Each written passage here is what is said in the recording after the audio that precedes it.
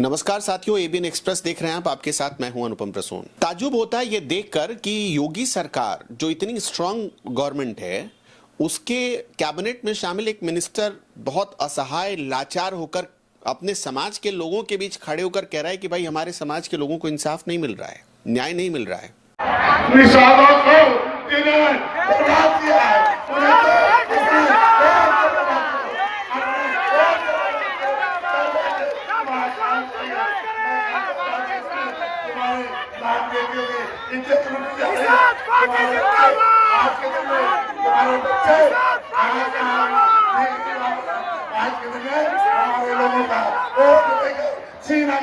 हमारे बच्चों को हमारे लोगों की इज्जत लूटी जा रही है।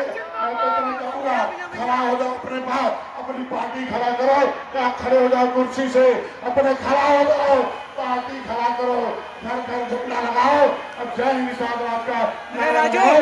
इसी नारे से आपका हिस्सा बढ़ेगा। बोलो जय हिंद साहब, बोलो जय हिंद साहब। तुम्हारी बेटी की जब इज्जत लूटी जाती है, ये विरोधी उस इज्जत लूटने वाले के साथ खड़ा रहते हैं। बेटा तुम्हारा। अब इसके बाद तो सवाल एक ही बच जाता है कि मंत्री जी, अगर न्याय नहीं मिल रहा है तो आप कैबिनेट में पड़े ही क्यों हैं? क्या आपको किसी ने ब्लैकमेल करके कैबिनेट में रखा है? आप बताइए, आपको मंत्री पद का ओहदा भी चाहिए, आपको वो सारी सुख सुविधाएं भी चाहिए, और समाज के बीच खड़े होकर आप कह रहे हैं कि आपके लोगों को इंसाफ नहीं मिल रहा है, आपके समाज की लड़कियों को पकड़ लिया जा रहा है, और 3000 लोगों के साथ आप 3000 बाइक के साथ आप रैली निकालते हैं अपने ही समाज के लोगों के बीच। तो आप बेवकूफ किसको बना रहे हैं? या तो आप समाज के लोगों को एकदम अव्वल दर्जे का बेवकूफ समझ रहे हैं, या तो आप खुद को जरूरत से ज्यादा होशियार समझ रहे हैं। इन मंत्री जी का नाम है संजय निषाद। अब जरा इनके बारे में शुरू से लेकर आखिर तक हम बताएंगे, इनकी पूरी कुंडली खोलेंगे, इनके रोने का भी विश्लेषण करेंगे, और इनका जरा इतिहास भी बताएंगे कि कब कब रोते रहते हैं। ये वही मंत्री जी हैं जो कभी अखिलेश यादव की कृपा पाकर अपनी पार्टी का खाता संसदीय चुनाव में खोलने में कामयाब हुए। याद है गोरखपुर का उपचुनाव 2018 का, जब निषाद पार्टी का एक नेता सांसद बना, किसकी कृपा से? अखिलेश यादव की कृपा से, समाजवादी पार्टी की कृपा से। और ये वही मंत्री जी हैं जो अखिलेश यादव से एक फॉर्च्यूनर की भी कृपा प्राप्त कर चुके हैं, जो अखिलेश यादव बार बार अपने प्रेस कॉन्फ्रेंस में करते हैं। और आज वही फॉर्च्यूनर की कृपा हासिल करने के बाद ये मंत्री जी बैठे हैं बीजेपी की गोदी में, बीजेपी के पाले में बैठे हैं, और बीजेपी के साथ बैठकर अब रोना रो रहे हैं। पहले अखिलेश के साथ थे तो रोना रोते थे कि भाई सम्मान नहीं मिल रहा है। आज बीजेपी के साथ बैठे हैं तो रोना रो रहे हैं कि हमारे समाज के लोगों को इंसाफ नहीं मिल रहा है, न्याय नहीं मिल रहा है। और हमेशा इनको न्याय उसी वर्ष नहीं मिलता है जिस वर्ष चुनाव होने वाले होते हैं।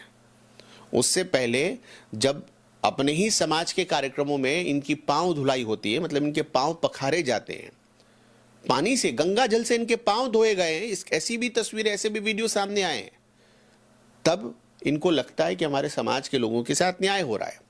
और जब उसी समाज के लोग, उसी समाज का कोई इनसे मुखालफत कर देता है, इनका विरोध कर देता है, तो इनको लगता है कि इनकी कुर्सी डगमगाने लगी। तो फिर इनको याद आता है कि भाई हमारे समाज के लोगों को इंसाफ नहीं मिल पा रहा है। तो हमने जब ये वीडियो देखा तो हमने सोचा क्यों ना मंत्री जी को बताया जाए कि इंसाफ आपको नहीं मिल रहा है कि आप अपने समाज को देना ही नहीं चाहते हैं। सबसे पहले इनके पूरे इतिहास के बारे में सुनिए। उत्तर प्रदेश में निषाद वोटर्स बहुत पावरफुल वोटर्स माना जाता है, बहुत लॉयल वोटर है। वो जिसकी तरफ जाता है ना, वो उसके लिए लॉयल्टी दिखाता है, ईमानदारी दिखाता है।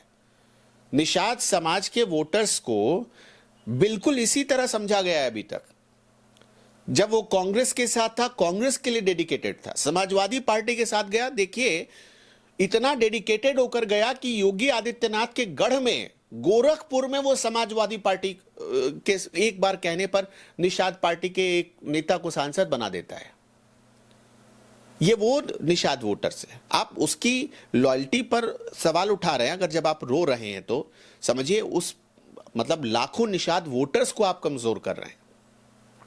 अब इनका जरा संजय निषाद साहब का इतिहास आप देखिए और इससे समझिए कि ये कहना क्या चाह रहे हैं, अपने समाज के लोगों को देना क्या चाहते हैं, इनके पास क्या बचा है देने के लिए। मंत्री रह लिए, 5 साल तो होने जा रहा है मंत्री के लिए, मंत्री बने हुए 5 साल कोई मंत्री रहने पर अगर ये कहे कि हमारे समाज के लोगों को इंसाफ नहीं मिल रहा है, तो समझ में आता है कि वो एक पाखंड कर रहा है, वो झूठ बोल रहा है।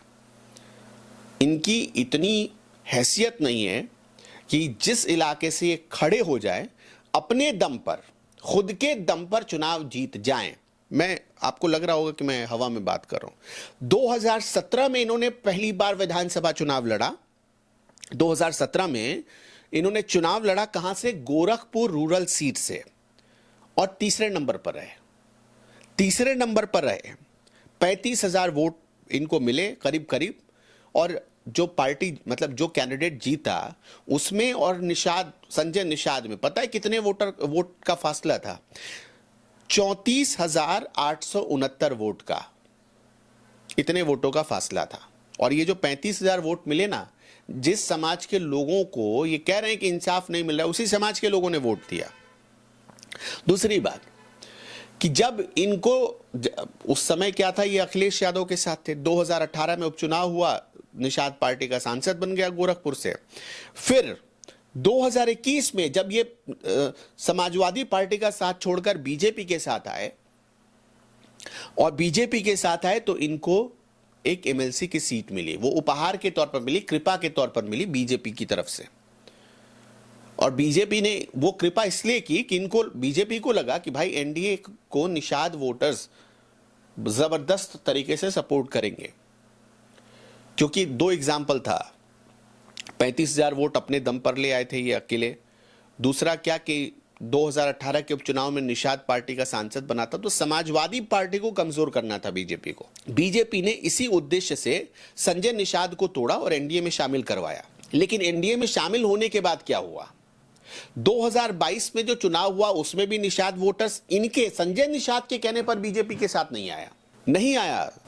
2024 में जो लोकसभा चुनाव हुआ उसमें भी संजय निषाद की कितनी पावर है, या उनके कहने पर निषाद वोटर्स बीजेपी के साथ कितना जुड़ सकता है, ये भी लोगों ने देख लिया।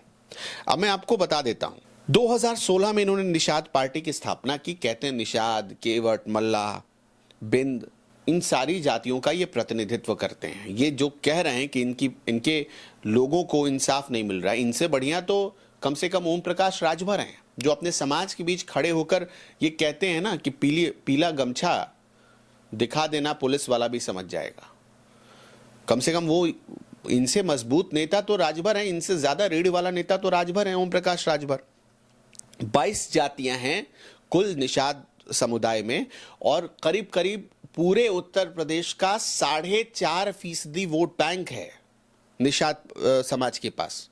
अगर उपजातियों को जोड़ दें तो 9% के आसपास पहुंच जाता है। 9% उत्तर प्रदेश के कुल वोट का। 160 विधानसभा और करीब करीब 37 लोकसभा ऐसे हैं उत्तर प्रदेश में जहां पर निषाद वोटर्स बहुत पावरफुल हैं। बहुत पावरफुल कहने का मतलब कि जीत और हार का मार्जिन तय कर सकते हैं, इतना पावरफुल है। और जो मैंने आपको बताया 160 विधानसभाओं में से कुछ विधानसभाएं तो ऐसी हैं जहां पर 1 लाख से ज्यादा वोटर सिर्फ निषादों का है। और खास तौर पर गोरखपुर, गंगा नदी के किनारे के जितने हिस्से हैं जहां पर निषादों की आबादी अच्छी खासी है, आप जाकर देखिए। वो पूरा बेल्ट 2024 में बीजेपी के हाथ से कमजोर होता चला गया। गोरखपुर, बस्ती, अयोध्या, प्रयागराज, वाराणसी, आजमगढ़, ये वो इलाके हैं जहां पर निषाद वोटर्स बहुत अच्छी संख्या में हैं। इसके अलावा फतेहपुर, सुल्तानपुर, जौनपुर, भदोही, मिर्जापुर, ये वो इलाके हैं। 2018 में इन्होंने समाजवादी पार्टी के साथ गठबंधन किया। फूलपुर उपचुनाव में बीजेपी को हराया, इनके बेटे प्रवीण गोरखपुर से जीते। 2019 में अचानक बीजेपी से गठबंधन कर लिया और समाजवादी पार्टी का साथ छोड़ दिया। और नारा क्या दिया था उस समय? राम और निषाद पैच। नारा ये दिया था इन्होंने कि राम और निषाद राज का गठबंधन हो गया। रामायण के निषाद राज को ये लेकर आए थे, ये नारा दिया गया।